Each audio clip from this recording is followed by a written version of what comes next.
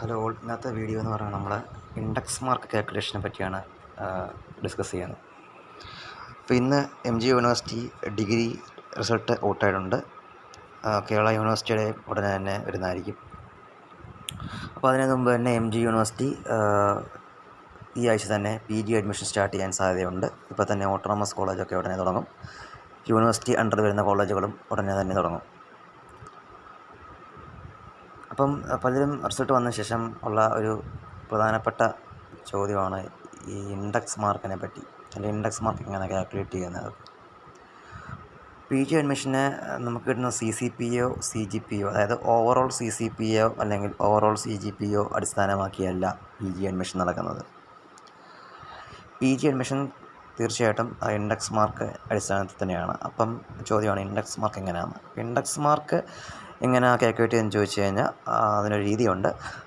മെയിനായിട്ട് പറഞ്ഞാൽ core കോഴ്സിൻ്റെയും complimentary കോഴ്സിൻ്റെയും mark ആണ് ഇൻഡെക്സ് മാർക്കിനെ ബാധിക്കുന്നത്. അപ്പം നമ്മൾ PG അഡ്മിഷന് മാർക്ക് എൻ്റർ ചെയ്ത് കൊടുത്ത ആപ്ലിക്കേഷൻ സൈറ്റ് വരുമ്പം തന്നെ നമ്മുടെ അലോട്ട്മെൻറ്റൊക്കെ കാണിക്കുമ്പോൾ തന്നെ നമ്മുടെ ഇൻഡെക്സ് മാർക്ക് കിട്ടും. പക്ഷേ അങ്ങനെ ഓട്ടോമാറ്റിക് സൈറ്റിൽ മാർക്ക് എൻ്റർ ചെയ്യുമ്പോൾ അപ്ലോഡ് അല്ലാതെ നമുക്ക് നേരത്തെ തന്നെ ഈ ഇൻഡെക്സ് മാർക്ക് കാൽക്കുലേറ്റ് ചെയ്ത് വെക്കാനൊക്കെ സാധിക്കും. അങ്ങനെ ഇൻഡെക്സ് മാർക്ക് നേരത്തെ തന്നെ കാൽക്കുലേറ്റ് ചെയ്ത് വെച്ചാലുള്ള ഗുണങ്ങളെന്ന് പറയുന്നത് നമുക്ക് നമ്മുടെ ഇൻഡെക്സ് മാർക്ക് എത്ര നമുക്ക് അറിഞ്ഞു കഴിഞ്ഞാൽ MG യൂണിവേഴ്സിറ്റി ആണെങ്കിലും കേരള യൂണിവേഴ്സിറ്റി ആണെങ്കിലും എല്ലാ യൂണിവേഴ്സിറ്റിയുടെ സൈറ്റിലും അവിടെ അറ്റൻഡ് ചെയ്തേക്കുന്ന ഏറ്റവും കൂടിയ ഇൻഡെക്സ് മാർക്കും ഏറ്റവും കുറഞ്ഞ ഇൻഡെക്സ് മാർക്കും കൃത്യമായിട്ട് കാണിക്കും. അപ്പം നമ്മുടെ ഇൻഡെക്സ് മാർക്ക് ഏത് റേഞ്ചിൽ വരുന്നു എന്ന് നമുക്ക് മനസ്സിലാക്കാൻ സാധിച്ചാൽ അപ്പോൾ നമുക്ക് ഏത് അലോട്ട്മെൻറ്റിലേക്ക് നമുക്ക് അഡ്മിഷൻ കിട്ടുമെന്ന് പ്രെഡിക്റ്റ് ചെയ്യാൻ സാധിക്കും. ഇപ്പോൾ first allotment, second allotment, third allotment, supplementary allotment, അപ്പോൾ ഏത് അലോട്ട്മെൻറ്റ് ആകുമ്പോഴേക്കും നമുക്ക് അഡ്മിഷൻ ഏകദേശം കിട്ടുമെന്നൊക്കെ ഒരു ധാരണ ഉണ്ടാകുന്നത് വളരെ നല്ലതാണ്. അപ്പം ഞങ്ങളൊക്കെ MMC പഠിക്കുന്ന സമയത്ത് നേരത്തെ കാൽക്കുലേറ്റ് ചെയ്ത് വെച്ച് ഇങ്ങനെ എല്ലാ സൈറ്റിൽ കയറി ഇൻഡെക്സൊക്കെ നോക്കി വെച്ചിരുന്നു. അവിടുത്തെ ഏറ്റവും കൂടിയ ഇൻഡെക്സ് ഏതാണോ, ഏറ്റവും കുറഞ്ഞ ഇൻഡെക്സ് ഏതാണോ, കോളേജ് അനുസരിച്ച് ഇൻഡെക്സ് മാർക്ക് വേരിയേഷൻ വരും. ഇപ്പോൾ നല്ല കോളേജിലാണെങ്കിൽ ഹൈ ഇൻഡെക്സ് ആയിരിക്കും അവിടെ ഏറ്റവും കൂടിയത്, ഏറ്റവും കുറഞ്ഞ ഇൻഡെക്സ് തന്നെ അത്യാവശ്യം നല്ല ഇൻഡെക്സ് ആയിരിക്കും. അപ്പോൾ അത് ഡിപ്പെൻഡ് ചെയ്യുന്ന കോളേജിനനുസരിച്ചിരിക്കും, അത് അവിടുത്തെ നമ്പർ ഓഫ് സീറ്റ്സിനെ അനുസരിച്ചൊക്കെ ഇരിക്കും. അപ്പം ഞാനിപ്പോൾ ജസ്റ്റ് ഒരു സൈറ്റിൽ കയറി നോക്കിയപ്പോൾ MSc കെമിസ്ട്രി, ഞാൻ കെമിസ്ട്രി ആയിട്ട് പറയാൻ ആഗ്രഹിക്കുന്നത് ഇൻഡെക്സ് മാർക്ക് കാൽക്കുലേഷൻ. പക്ഷേ കെമിസ്ട്രിക്കാർക്കും ഫിസിക്സുകാർക്കും MCAക്കാർക്കും മാത്സുകാർക്കും ഒക്കെ ഏകദേശം ഈ ഒരു സെയിം പാറ്റേണാണ് ഫോളോ ചെയ്യുന്നത്. സയൻസുകാർക്ക് ആർട്സായ MA economics, MA politics, MA English, MA Malayalam, MA Hindi, അവർക്കൊക്കെ തികച്ചും വ്യത്യസ്തമായ രീതിയിലാണ് ഇൻഡെക്സ് കാൽക്കുലേറ്റ് ചെയ്യുന്നത്. അപ്പം സൈറ്റിൽ കൊടുത്തേക്കുന്ന രീതി കുറച്ച് കോംപ്ലക്സ് ആണ്. ഈ രീതി ഇൻഡെക്സ് കാൽക്കുലേറ്റ്, ഈ രീതി മാത്രമല്ല, നമുക്ക് വേറെ രീതിയിലും ഇൻഡെക്സ് കാൽക്കുലേറ്റ് ചെയ്യാം. അപ്പം വേറൊരു രീതിയാണ് ഞാൻ ഇൻഡെക്സ് കാൽക്കുലേറ്റ് ചെയ്ത് പറയുന്നത്. അപ്പം ഞാൻ അതിനോട് ചോദിച്ചവരൊന്നും പ്രത്യേകിച്ച് മാർക്കൊന്നും എടുത്ത് പറയുന്നില്ല. ജസ്റ്റ് ഇൻഡെക്സ് മാർക്ക് കാൽക്കുലേഷൻ നമുക്ക് ഓരോ വേരിയബിൾസ് ഞാനങ്ങ് എടുത്തു ABC എന്ന് പറഞ്ഞ് ജനറലായിട്ട് പറഞ്ഞു പോവുകയാണ്. അത് 6 മാർക്കൊന്നും പ്രത്യേകിച്ച് എടുത്ത് കാൽക്കുലേറ്റ് ചെയ്ത് കാണിക്കുന്നില്ല. അപ്പോൾ അത് എങ്ങനെ ഇൻഡെക്സ് മാർക്ക് കാൽക്കുലേറ്റ് ചെയ്യാൻ നോക്കാം. പ്രധാനമായിട്ട് ഇതിന് 3 സ്റ്റെപ്പാണുള്ളത് ഇൻഡെക്സ് മാർക്ക് കാൽക്കുലേഷന്. സ്റ്റെപ്പ് 1 എന്ന് പറയുന്നത് നമ്മുടെ കോർ കോഴ്സിന് കിട്ടുന്ന CCPA അല്ലെങ്കിൽ CGPA into total credit of core course plus complementary course 1. ഇപ്പം കെമിസ്ട്രിക്കാരാണെങ്കിൽ കോംപ്ലിമെൻ്ററി കോഴ്സ് 1 എന്ന് പറഞ്ഞാൽ മാത്സ് ആണ്, plus total credit of complementary course 1 plus complementary course 2 into total credit of complementary course 2. Physics കെമിസ്ട്രിക്കാരാണെങ്കിൽ complementary course 2 physics ആണ്. അപ്പോൾ core കോഴ്സിന് കിട്ടുന്ന ഒരാളുടെ CCPA ഇപ്പോൾ 8.1 ഔട്ട് ഓഫ് 10 8.1 ആണെങ്കിൽ 8.1 into total credit of core course. അപ്പം കെമിസ്ട്രിക്കാരെ സംബന്ധിച്ച് പറഞ്ഞാൽ ടോട്ടൽ ക്രെഡിറ്റ് കോർ കോഴ്സിൻ്റെ SEM 1 തൊട്ട് SEM 6 വരെ പഠിക്കുന്നുണ്ട്. കെമിസ്ട്രി പല ടൈപ്പ് കെമിസ്ട്രി പഠിക്കുന്നുണ്ട്, physical, organic, inorganic, theoretical, nano etcetera. അപ്പോൾ എല്ലാം കൂടെ ചേർത്ത് 51 ആണ് എൻ്റെ ക്രെഡിറ്റ് വരുന്നത്. കോംപ്ലിമെൻ്ററി നമുക്ക് SEM 1, SEM 2, SEM 3, SEM 4 2 വർഷം പഠിക്കുന്നുണ്ട്. ഫിസിക്സും മാത്സും ആണ് പഠിക്കുന്നത്.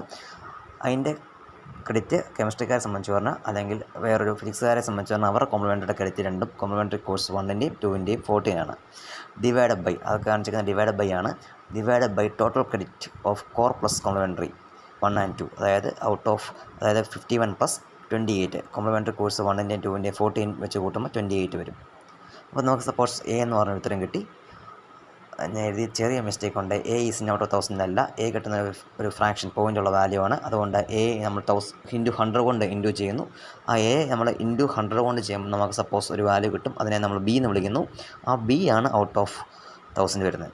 A അല്ല, B ആണ്. B is out of 1000, B ആണ് ഔട്ട് ഓഫ് 1000 വരുന്നത്. സ്റ്റെപ്പ് 2 എന്ന് പറഞ്ഞാൽ നമ്മുടെ core course credit CCPA into total credit of core course into 60 divided by total credit of core. അപ്പോൾ എല്ലാവർക്കും സംശയമാണ് ഇൻറ്റു 60 എന്തുകൊണ്ടാണ് ചെയ്തത്. അപ്പോൾ നമ്മൾ ഈ സ്റ്റെപ്പ് 2 നമ്മുടെ കോർ കോഴ്സ് മാത്രമേ എടുക്കുന്നുള്ളൂ. കെമിസ്ട്രിക്കാണെങ്കിൽ കെമിസ്ട്രിയുടെ മാർക്ക് മാത്രം, ആ CCPA മാത്രം. ഫിസിക്സുകാരാണ് അത് മാത്രം. അപ്പം കോർ കോഴ്സിൻ്റെ CCPA ഇൻറ്റു ടോട്ടൽ ക്രെഡിറ്റ് എത്രയാണോ അത്. ഇപ്പോൾ 51 ഞാൻ പറഞ്ഞു, 51 into 60 divide by total credit of core, അത് 51 തന്നെയാണ്. അപ്പോൾ ആൻസർ C എന്ന് കിട്ടും. C നമുക്ക് കിട്ടുന്ന ആൻസർ ഔട്ട് ഓഫ് 600 അത് കെമിസ്ട്രി മാത്രം അല്ലെങ്കിൽ കോർ കോഴ്സ് മാത്രം. അതിൻ്റെ മാർക്ക് ഔട്ട് ഓഫ് 600 അപ്പോൾ അതുകൊണ്ടാണ് നമ്മളവിടെ മുകളിൽ 60 കൊണ്ട് ഇൻറ്റു ചെയ്തത്. ഔട്ട് ഓഫ് 600 കിട്ടുന്നത്. അതുകൊണ്ടാണ് നമ്മൾ മുകളിൽ 60 കൊണ്ട് അതിനെ മൾട്ടിപ്ലൈ ചെയ്തത്. സ്റ്റെപ്പ് 3 എന്ന് പറഞ്ഞാൽ ആ കിട്ടിയ ബിക്ക് കിട്ടിയ ഒരു വാല്യൂ പ്ലസ് സിക്ക് കിട്ടിയ വാല്യൂ ഇൻറ്റു 1000 മൾട്ടിപ്ലൈ ചെയ്യുന്നു ഡിവൈഡ് ബൈ 1600. അതായത് ഞാൻ പറഞ്ഞു B is in out of 1000 C is in out of 600 രണ്ടും കൂടെ കൂട്ടുമ്പോൾ 1600 കിട്ടുന്നത്. അപ്പോൾ B plus C into 1000 divide by 1600 ചെയ്യുമ്പോൾ നമുക്ക് 0.00 സംതിങ് ഒരു വാല്യൂ കിട്ടും. അതിനെ ഇൻറ്റു 1000 കൊണ്ട് ചെയ്യുക. അപ്പം നമുക്ക് ഇൻഡെക്സ് മാർക്ക് കിട്ടും. സപ്പോസ് 0.00 സംതിങ് ഞാൻ എഴുതുന്നേ ഉള്ളൂ. അപ്പം നമുക്ക് മുമ്പേ ഞാൻ എക്സാമ്പിളായിട്ട് ഒരാളുടെ കാൽക്കുലേറ്റ് ചെയ്തപ്പോൾ കിട്ടിയ 0.092 ആണ്.